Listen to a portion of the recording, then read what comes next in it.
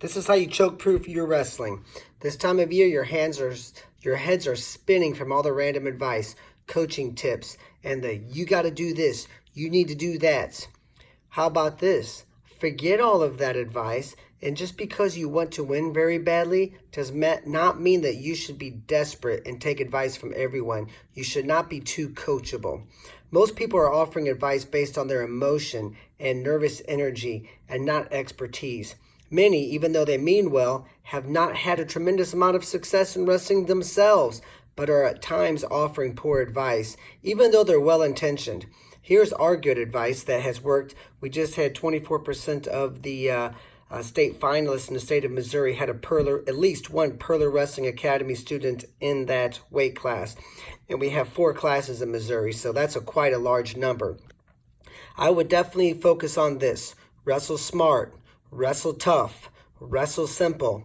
Always look to score points. That keeps you in a task mind. Your brain is called a task brain. I'm just holding a stance and I'm just looking. Always looking for points. Always looking, right? But I'm still holding my stance, wrestling smart and simple and very physical and tough as well. Here's a rough game plan that is also simple that you should implement. I score first or nobody does. That's my number 1 rule. I always get off bottom and I'm going to ride hard. If you do this, then you win. And you say, wow, that sounds very simple. That almost sounds like what the moms and dads are yelling from the stands, right? And the coaches laugh at them because the coaches are yelling a move every 32 seconds. They're saying, try your sit out 2 times, and then if it doesn't work, go back to your knees, and then fake head lift to the left, and then knee slide to the right. No. How about this? When Terry Brands coached Spencer Lee last year in the NCAA finals, he said 2 words. He shook his hand. It's on TV. You can watch it. Go win. That's good. See, that's simple.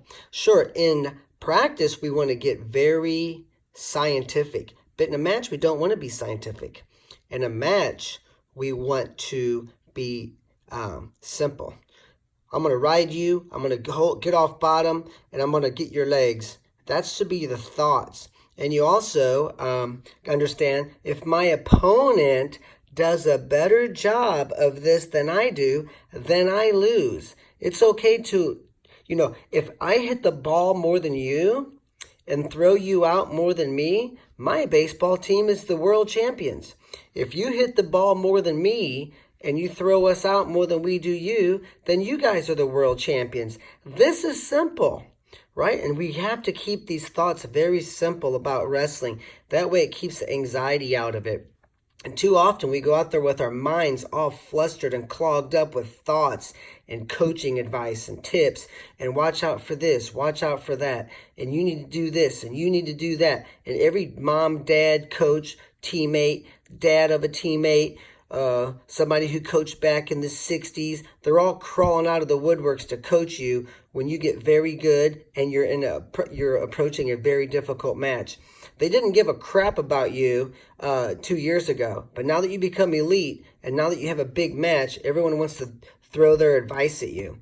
You need to stay away from these people and focus on this advice only and take the bull by the horns. Do not be a desperate, ignorant wrestler. Do not be a desperate, ignorant parent. That's the best way to run your coaching or your wrestling career right into a ditch, right? So you want to be matter of fact about how the sporting events work, as this keeps our thoughts in the here and now and in the present. It also allows you to keep the scary thoughts at bay. This way, you can totally dedicate yourself to executing your game plan. Good luck, and we wish you all great success.